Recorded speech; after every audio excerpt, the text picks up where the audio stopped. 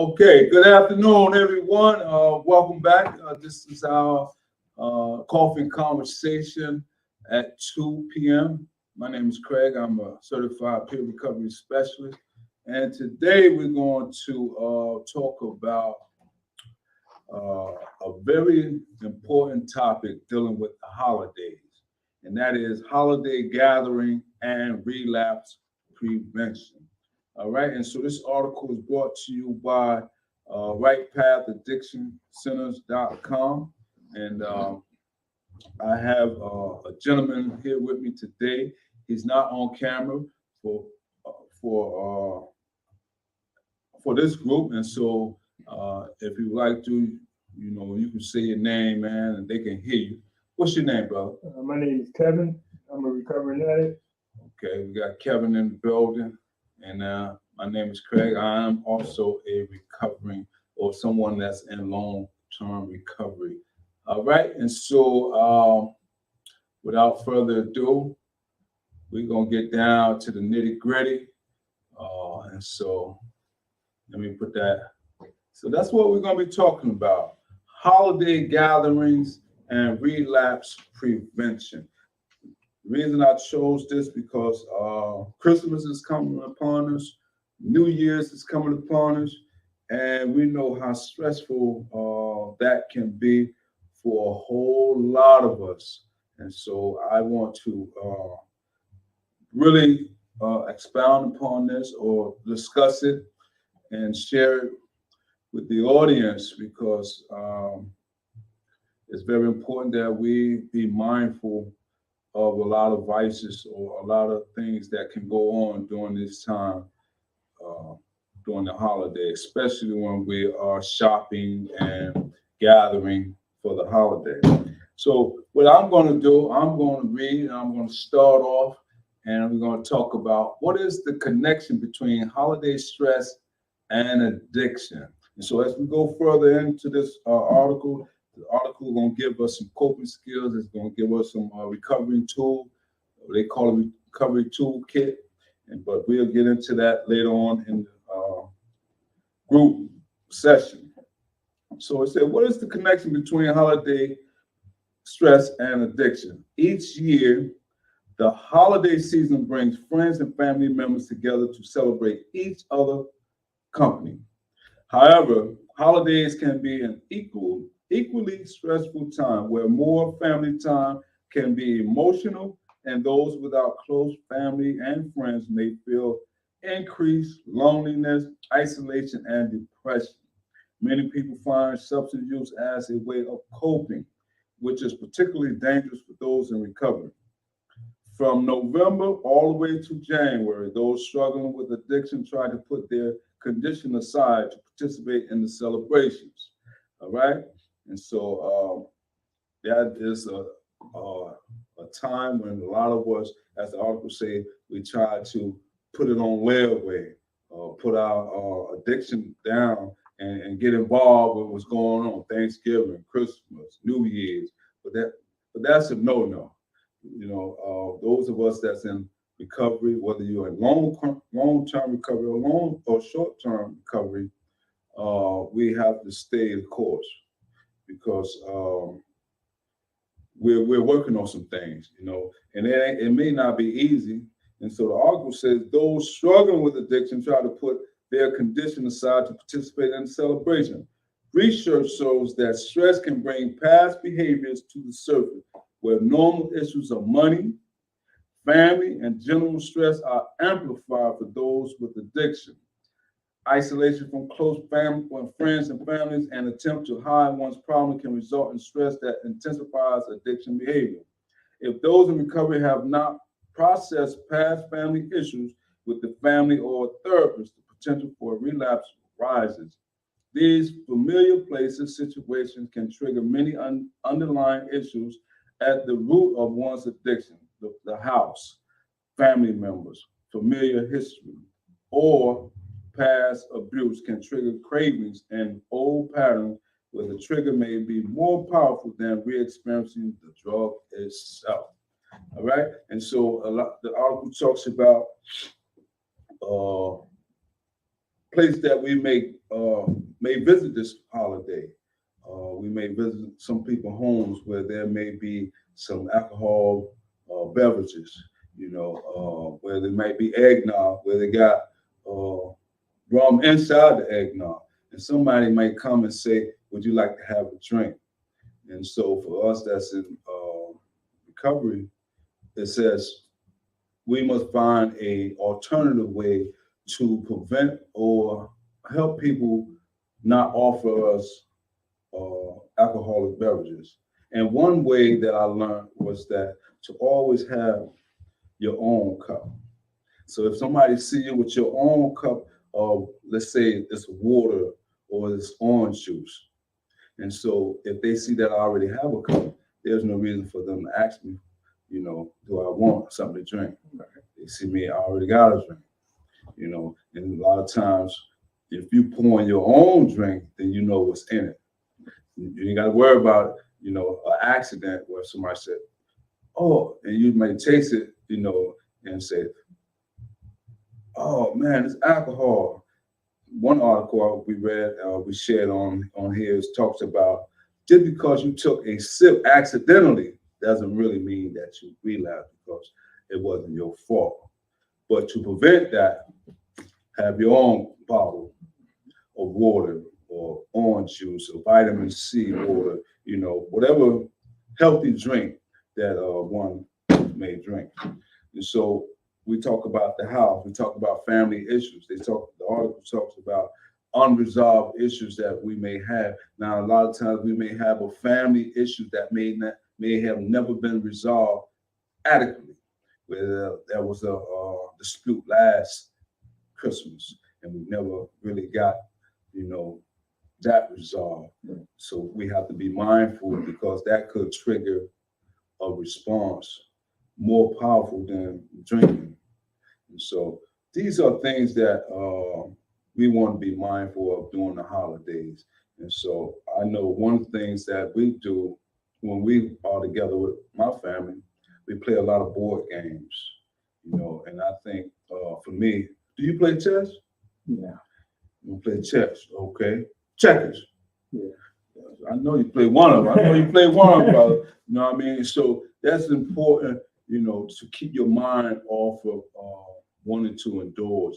And then whatever makes you happy. If you like to play spade, and you like to play a good spade game, before you know it, the time that you spent with your family member, if you feel uncomfortable, at any given time been on your laps. And you'll be like, man, I got through that, because a lot of times we got to be mindful of triggers, urges, and cravings.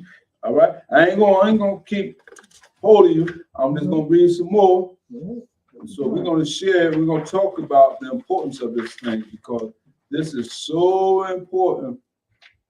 So next one we want to talk about, how do I prepare, right? What it says. How do I prepare for the stress of family and friends gathering?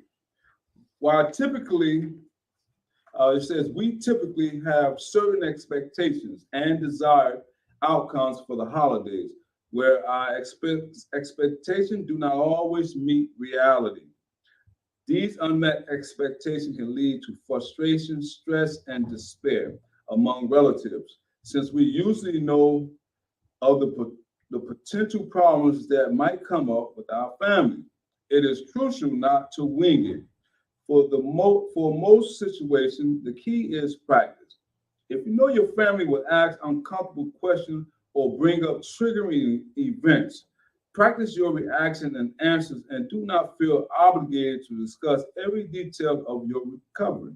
Having someone who can assist in practicing can be helpful, as you can test out different answers and see how they feel. If you're likely to encounter people, places, and things associated with your addiction, role play those situations too, and plan your approach to avoid confusion. What's up? Right. All right. What's going on, brother?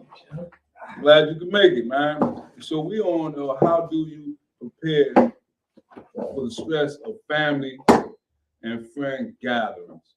All right. And so I was on the sentence says, if you Know your family will ask uncomfortable questions. That's on the next page. Yeah. So it says right at the top where it says if you, right? Yeah. So it says if you know your family will ask uncomfortable questions or bring up triggering events, practice your reaction, answers, and do not feel obligated to discuss every detail of your recovery. Having someone who can assist in practicing can be helpful as you can test out different answers and see how they feel. If you're likely to encounter people, places, and things associated with your addiction, role play those situations too and plan your approach to avoiding and refusing them. Making specific positive activities for a long time can help with healthy distraction in these situations. Even if they may seem uncomfortable at first, while it will not be exactly the same in the real situation, being prepared can condition the body, brain's natural stress responses. It will sound less awkward and will have already experienced some of the related emotions. And so it says practicing if you feel that you're going into an environment where there are people, places, and things, and you know you can't participate in it, but you may feel uncomfortable in that surrounding. Practice, if you got a game on your phone, whereas this will give you joy, even though they celebrating the way they celebrate, but this, you know that if you have a game, like I have chess games that I may put on my app on my phone, and while they may, sitting over there drinking, hee hee ha ha, whatever, I could be playing my chess game, and then I know this will ease some of the, uncomfortableness that I may be feeling because a lot of times our emotions going to come up, during this time, especially in the holidays, because people going to be, drinking and laughing, and we think that a lot of times we have to drink in order to have a good time or use drugs in order to have a good time. But I found out, man, you can have just more fun, clean fun, healthy fun without, indulging.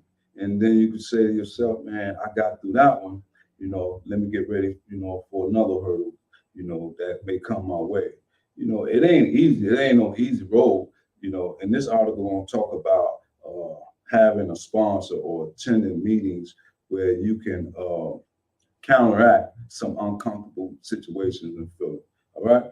So we're going to talk about the next one, and it says, where we at? How do I prepare for the stress? No, that ain't it. How can my loved ones help me during the holiday? This is very important because this is not just an individual disease. Family members are affected by it as well. You know what I mean? So we're gonna need some support. Like I have a wife. She don't drink. She don't do drugs. That's like my soundboard. You know what I mean? Because as long as she's having a good time, I'm having a good time. And so, besides my higher power, I rely upon that.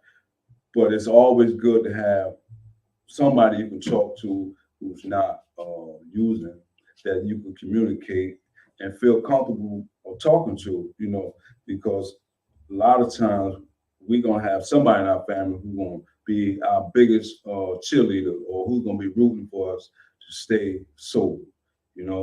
I'm quite sure you guys have somebody that, who's rooting for you and saying, man, I sure, like the way you look now. I sure like what you're doing now.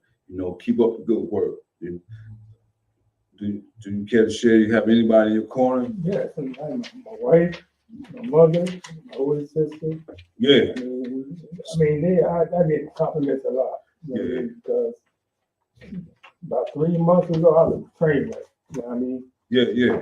But they never gave up Pull on me. that chair over there. I'm sorry. When I had doubts or something, I had that the little chip on my shoulder where I get to thinking or something. I call my sister or my mom to speak with my wife. Just to put that fire out. You know what I mean? Yeah. So yeah, I definitely have a backbone. Yeah, it's always have some. We're talking about family support during the holidays.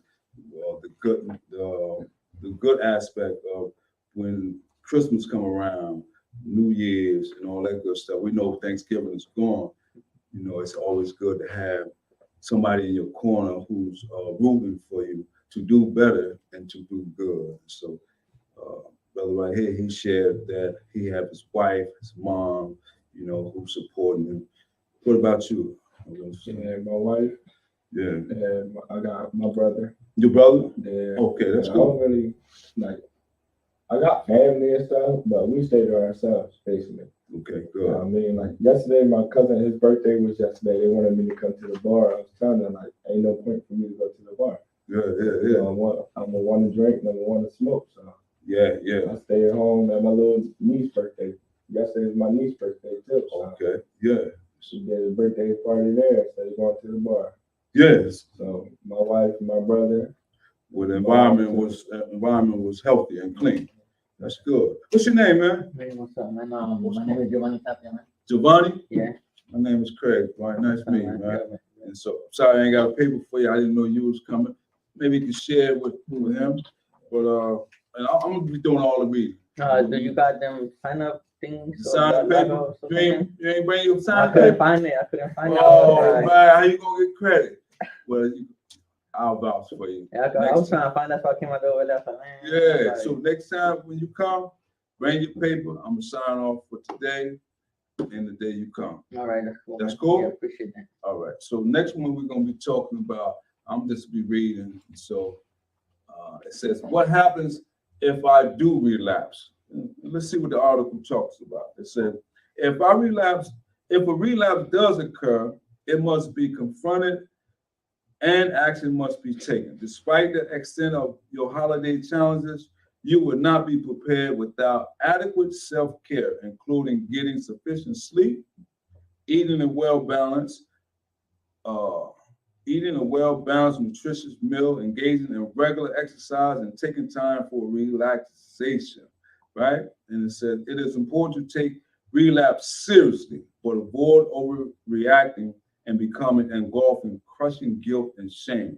The steps to take include contacting your sponsor, right? If you do relapse, contact your sponsor, attend a support group meeting, and work with your treatment team, whether that's a doctor or therapist, etc. All right.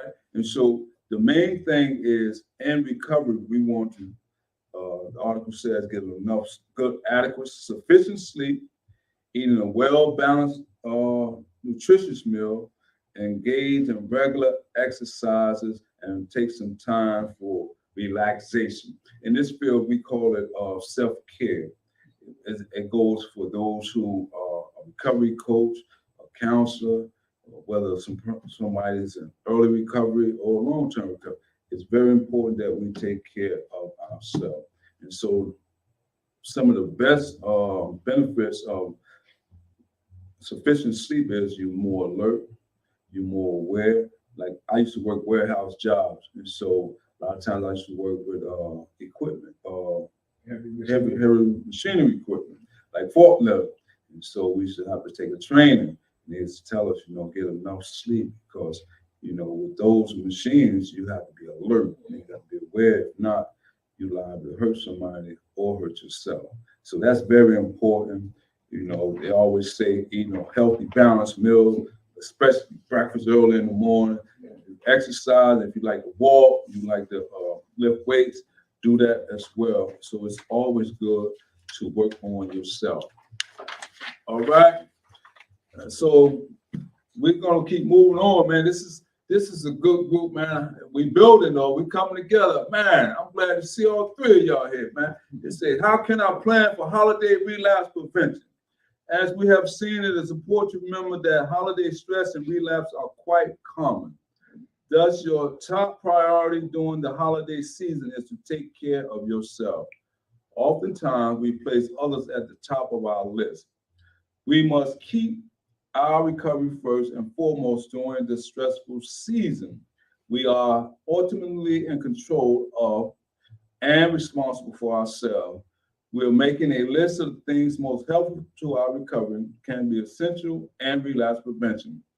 For stressful situations, those in recovery should assemble a recovery kit to take with them when joining holiday celebration. And so here we're going to talk about this is what they call a recovery kit.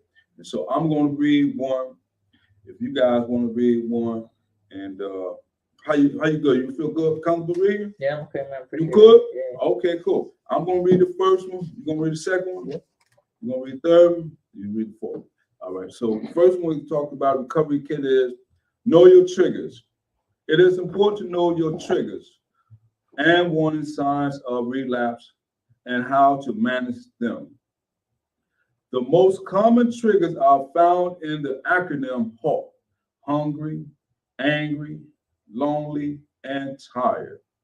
By taking care of yourself mentally and physically, you can defend yourself against these triggers. All right. And so the article talks about know your triggers, and for me, I have to be mindful of my triggers. My triggers are certain people that I used to hang with, certain places I used to visit, certain things, would bring up old memories where it may put me back in the zone where I may think, man, I remember when I used to listen to that song. I remember I was with that girl. I remember we was doing this.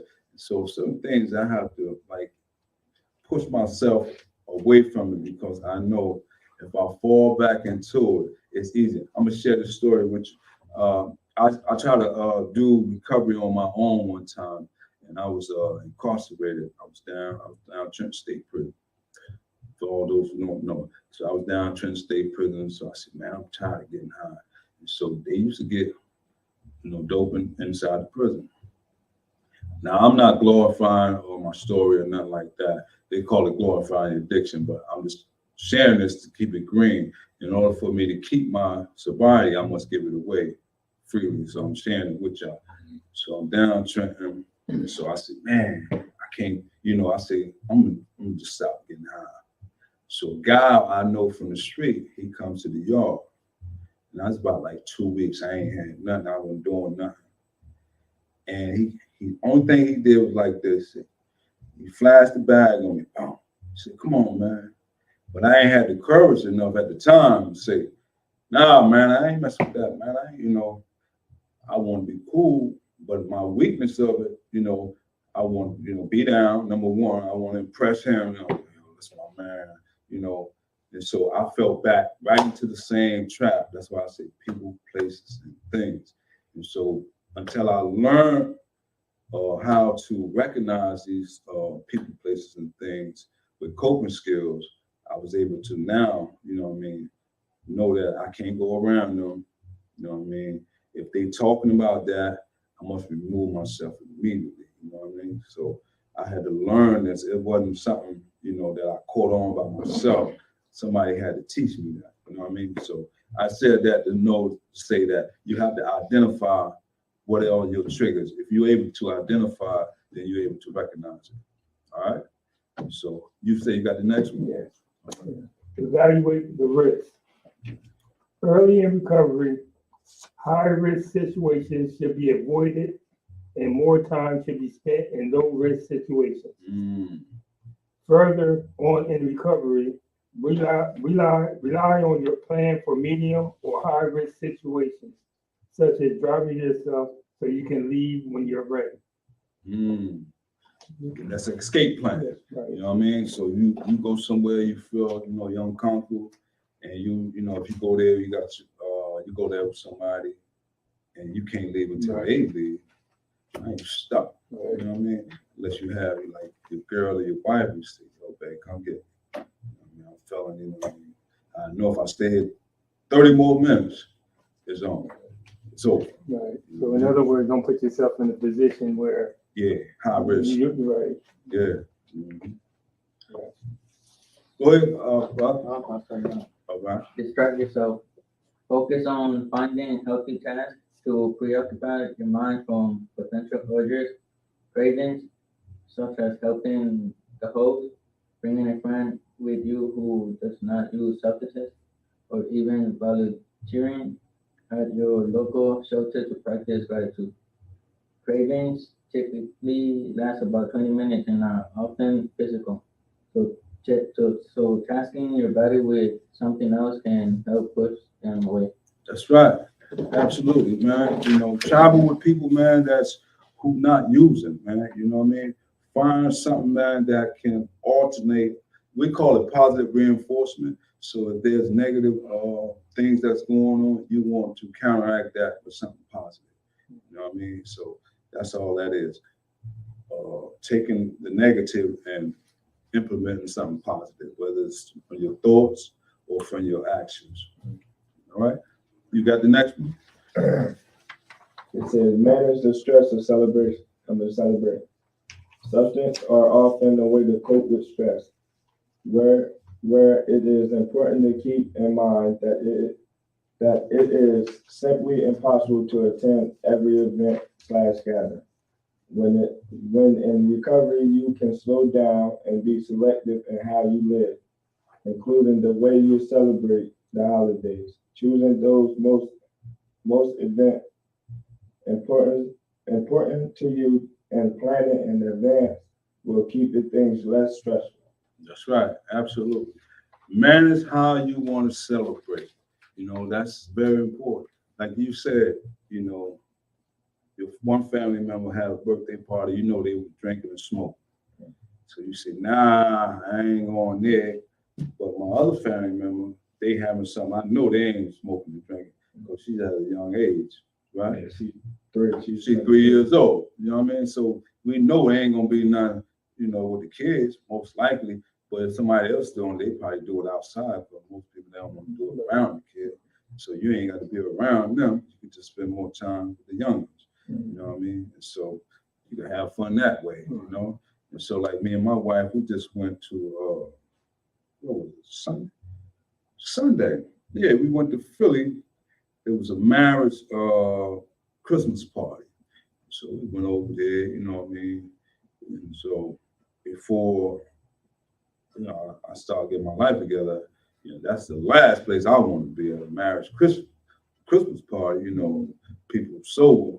But I find myself enjoying, well, we find ourselves enjoying ourselves because we go there together.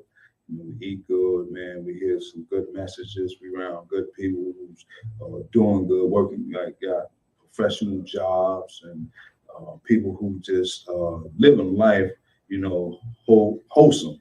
You know, it ain't boring. They playing music in the background, and like we go places, and they may.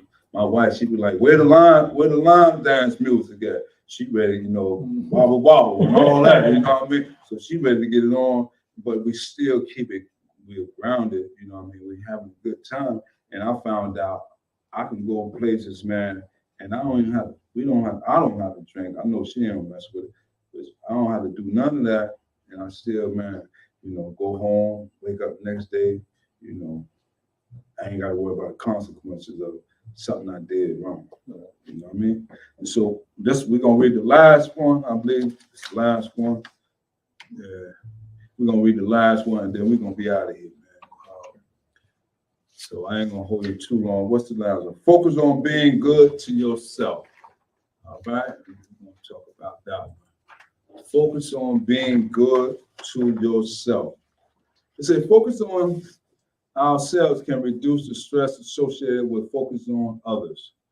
The way your family celebrate holidays may cause you distress, especially in recovery, but we should not try not to force expectation on one another. Accepting your powerlessness over others can prevent further stress and relapse.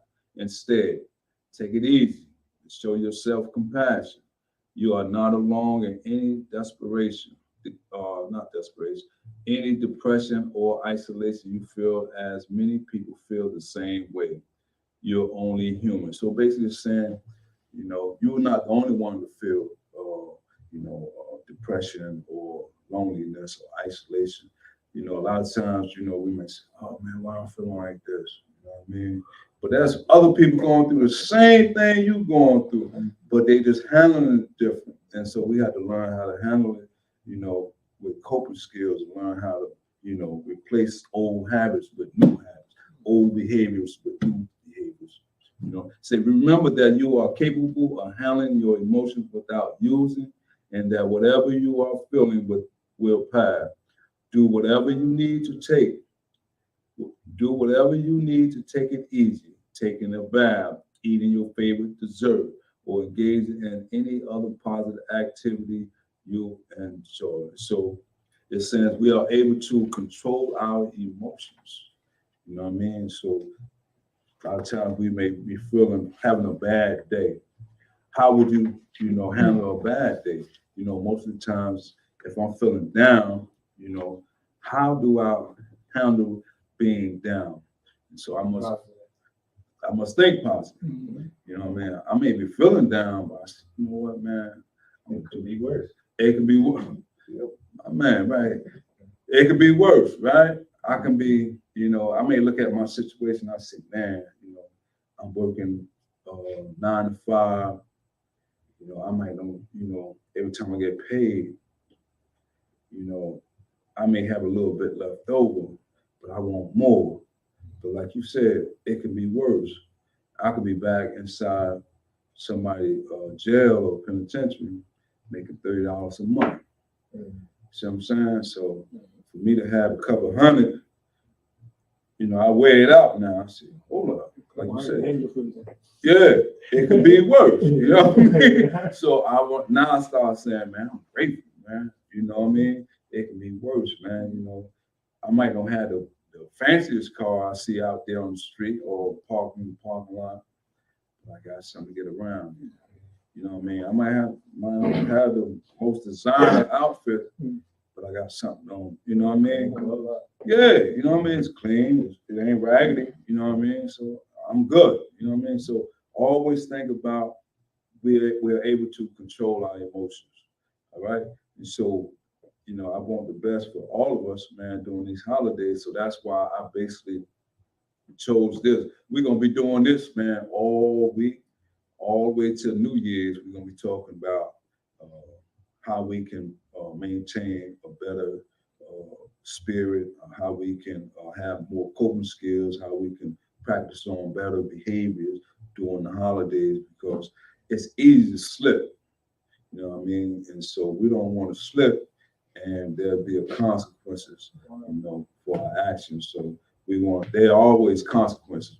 There's two parts of consequences. We can't always think, the negative of consequences. Yeah, of course, if you do something bad, there's negative consequences, but if you do something good, there's positive consequences, right? So it's like this. It's like you see the judicial scale. They always got the scale, right? Yeah, like I'm a Libra. You're a Libra. Yeah, so that's my scale. The scale. It's the balance, man. You know what I'm saying? So it's like, okay, you're gonna lead over here, or you're gonna lead over here. So every day I try to tell myself, man, what did I do today was better or greater than I did yesterday? So I always want to compound. I want to do something greater each day than I did the previous day. All right, so that's it for us discussion. And so I got 3 young men here with me. Say your name again. Williston. Giovanni. And Kevin. My name is Craig, and this is our holiday special, holiday gatherings and relapse prevention.